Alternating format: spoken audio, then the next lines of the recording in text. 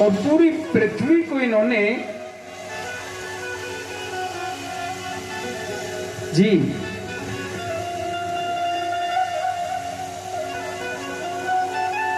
पूरी की पूरी पृथ्वी को पताल ले गए, जलमग्न कर, और कहने लगे हमसे कोई युद्ध करने वाला हो तो हमारे सामने आए। भगवान ने वराह अवतार धारण किया। हाँ, वराह अवतार धारण किया और बड़ा युद्ध हुआ भगवान से इनका। जब भगवान ने मृत्यु घाट उतारा तो पृथ्वी की पुनः स्थापना।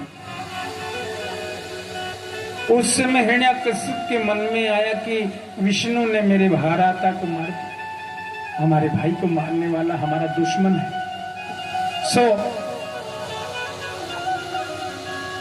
ब्रह्मा जी की तपस्या प्रारंभ, और यहाँ महाराज मनु की 3 पुत्रियां आकुति, देवहूति और प्रसूति। देवहूति माता का वंश आगे यूं न बढ़ा, क्यों? एक ही तो उनका पुत्र हुआ और वही ब्रह्मचारी हो गए।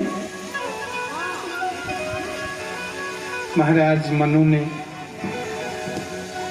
देवहूति माता का विवाह कर्दम ऋषि के संग तय किया। कर्दम ऋषि ने शर्त रखी, एक पुत्र होगा तो हम घर त्याग जाएंगे, एक पुत्र होगा तो हम वनवास को चले जाएंगे। महाराज मनु कहने लगे एक पुत्र, परंतु देवहूति माता कहने लगी इतने महान वैज्ञानिक ऋषि जो कर्दम, उनकी मैं भारिया बना, मेरे लिए बड़े सौभाग्य की बात है, मैं उनसे विवाह करने को तैयार हूं पिताश्री।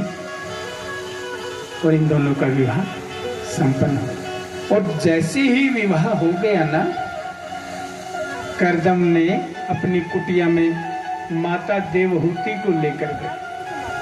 उस समय जाते ही साधना में बैठ गए। वर्षों बीत गए, हाँ वर्षों बीत गई साधना में, वृद्धावस्था आ गई दोनों में।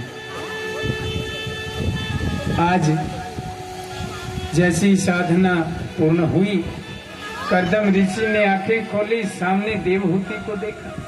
अरे देवी, वर्षों हम साधना में हमारी समाधि लगी हुई थी और वर्षों बीत गए, वृद्धावस्था आ गई, आप अपने पिता के घर गई नहीं एक बार? हाथ जोड़कर कहने लगी कि महाराज, मेरा पाणी ग्रहण संस्कार आपके साथ हो चुका, और कन्यादान होने के बाद पिता का घर पराया होता है। कर्दम ऋषि बड़े खुश हो गए, मेरी सेवा में रही है, आज मैं बड़ा खुश हूं, आप मुझसे कुछ मांगो। माता ने हाथ जोड़कर कहा, हम क्या मांगे? फिर भी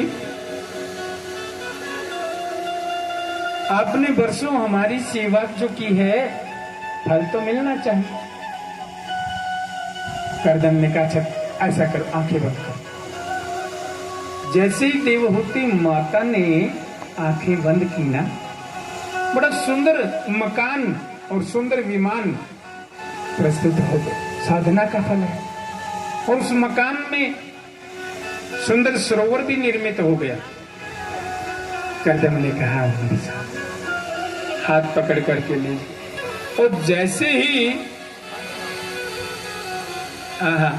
उस सरोवर में माता ने डुबकी लगाई ना, माता की उम्र हो गई 18 वर्ष।